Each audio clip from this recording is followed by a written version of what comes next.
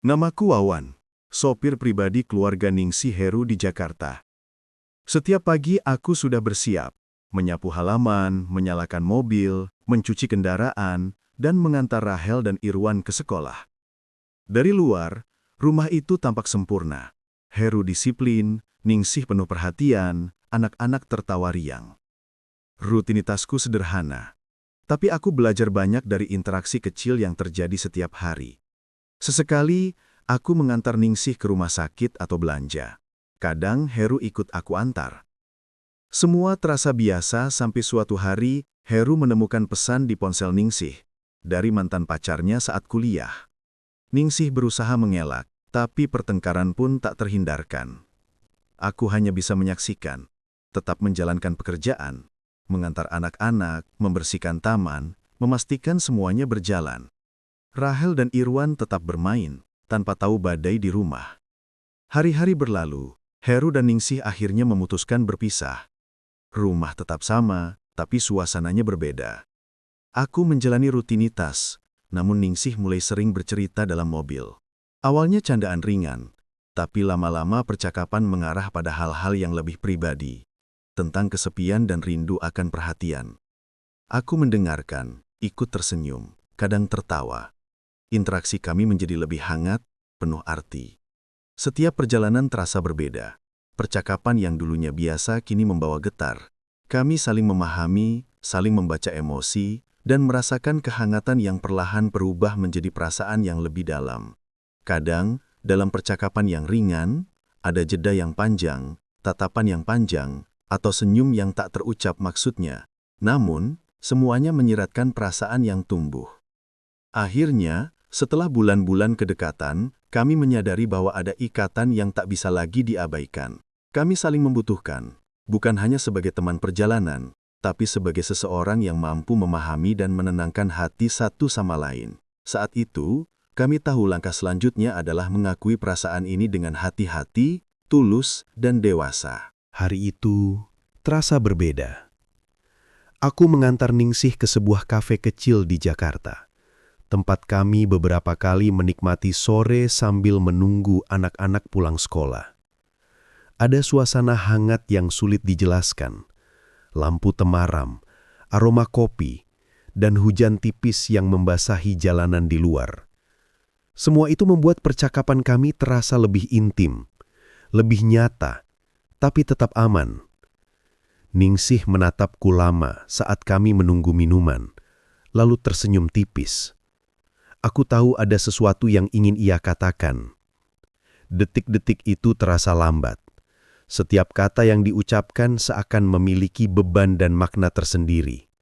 "Wawan," katanya, suaranya lembut tapi tegas. Aku merasa nyaman denganmu.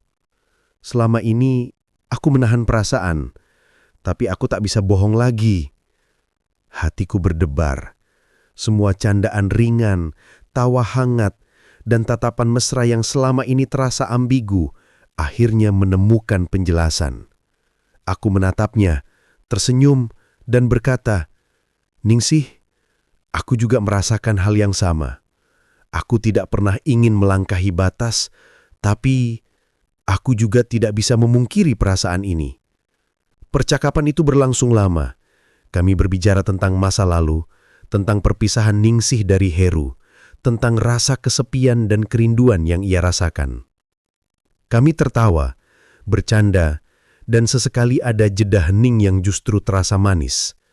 Ada ketegangan yang hampir menggoda, tapi kami tetap menjaga diri.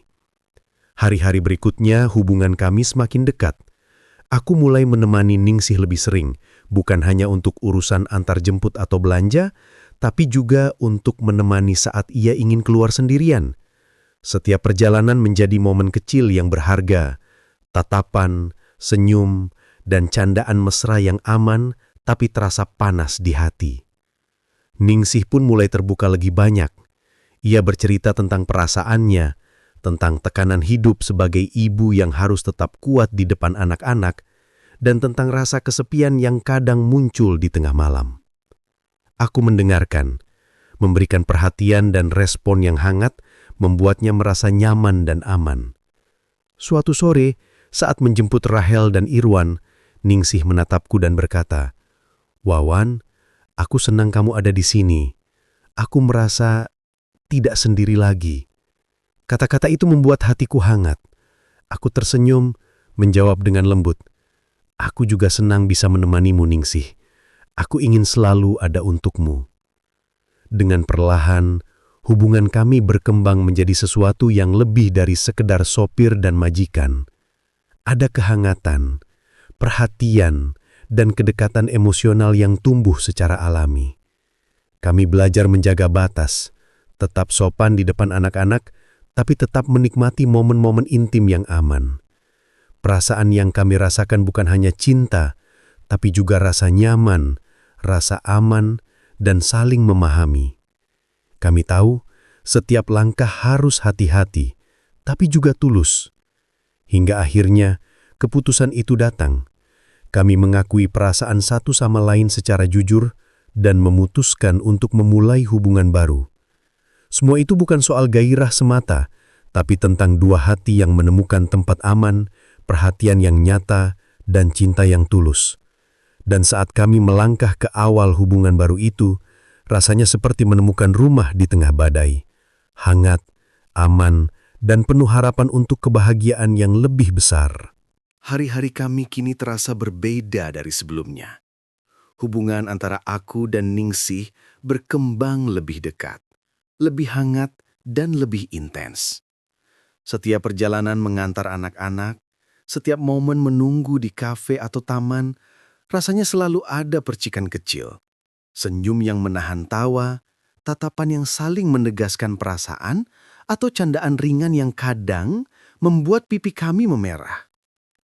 Ningsih mulai berbagi lebih banyak tentang kehidupannya, tentang tekanan menjadi ibu yang harus kuat, tentang rasa sepi yang muncul ketika malam tiba, tentang kenangan masa lalu yang membuatnya tersenyum dan terkadang menatapku dengan mata berkaca-kaca.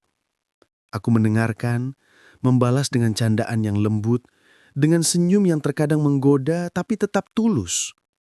Suatu sore saat kami menjemput Rahel dan Irwan, Ningsih tiba-tiba menoleh kepadaku.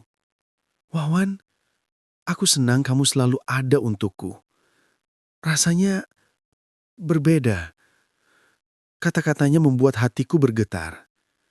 Aku tersenyum dan membalas, "Aku juga senang, Ningsih. Setiap hari bersamamu membuatku merasa hidup lebih berarti." Hari-hari berikutnya kami mulai merencanakan masa depan bersama. Kami berbicara tentang kemungkinan menikah, tentang bagaimana membangun keluarga baru, dan bagaimana menjaga anak-anak tetap bahagia. Percakapan itu kadang serius, kadang diwarnai tawa dan canda mesra. Ada keintiman dalam cara kami saling memahami, saling membaca gerak tubuh, dan saling menegaskan perasaan dengan senyum atau tatapan yang tak terucap. Kadang, saat berada di mobil menunggu hujan reda, Ningsih menyentuh lenganku dengan lembut atau menatapku lama saat berbicara. Hal-hal kecil itu membuat hatiku berdebar, bukan hanya karena godaan, tapi karena rasa percaya dan kehangatan yang tercipta. Aku tahu kami sama-sama menahan diri, tapi momen-momen itu menegaskan bahwa hubungan ini lebih dari sekedar kedekatan fisik.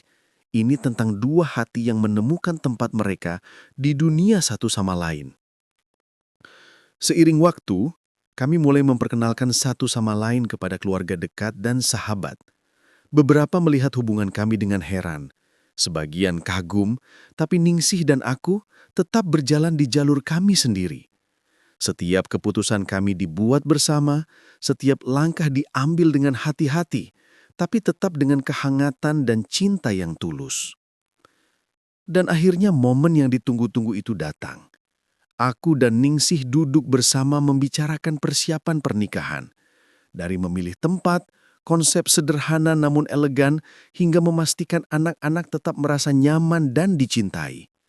Setiap detail dibicarakan dengan penuh tawa, canda, dan sedikit godaan yang membuat kami tertawa malu-malu. Dan di akhirnya hubungan kami tidak hanya bertumbuh dari kedekatan fisik atau candaan mesra, tapi dari saling menghargai, saling mengisi kekosongan hati masing-masing, dan saling menemukan kehangatan yang sebelumnya hilang. Kami menyadari bahwa cinta itu bukan hanya tentang gairah, tapi tentang keberanian untuk membuka hati, menerima masa lalu, dan membangun masa depan bersama. Dan di tengah persiapan pernikahan itu, aku merasa damai. Tidak hanya karena akhirnya bisa bersama Ningsih, tapi karena perjalanan panjang ini mengajarkan kami tentang kesabaran, pengertian, dan keindahan cinta yang lahir dari kedewasaan, kejujuran, dan sedikit keberanian untuk merasakan emosi tanpa harus menahan terlalu lama. Hari itu akhirnya tiba. Hari yang kami tunggu-tunggu sejak hubungan ini mulai tumbuh. Aku berdiri di depan cermin, mengenakan pakaian sederhana tapi rapi, merasakan detak jantung yang tak henti-hentinya berpacu. Di sisi lain, Ningsih bersiap dengan gaun yang menawan. Rambutnya tertata rapi dan senyumnya memancarkan kebahagiaan yang sulit dijelaskan. Anak-anak, Rahel dan Irwan, tampak gembira sekaligus penasaran. Mereka belum sepenuhnya mengerti tentang apa arti pernikahan bagi kami, tapi mereka bisa merasakan kegembiraan yang memancar dari kedua orang tuanya. Aku menatap Ningsih, yang kini bukan lagi sekadar majikan, tapi menjadi pasangan hidup yang akan aku temani selamanya. Acara berjalan lancar. Teman-teman dan keluarga hadir. Beberapa tersenyum kagum melihat kami bersama. Beberapa masih terkejut dengan cerita perjalanan hubungan kami. Tapi semua itu tak mengurangi kehangatan yang kami rasakan. Tatapan Ningsih padaku seakan berkata, "Akhirnya kita sampai di sini." Dan aku membalas dengan senyum hangat, penuh makna yang hanya bisa dimengerti oleh kami berdua. Saat kami melangkah bersama ke pelaminan, tanganku menggenggam tangan Ningsih dengan lembut tapi pasti.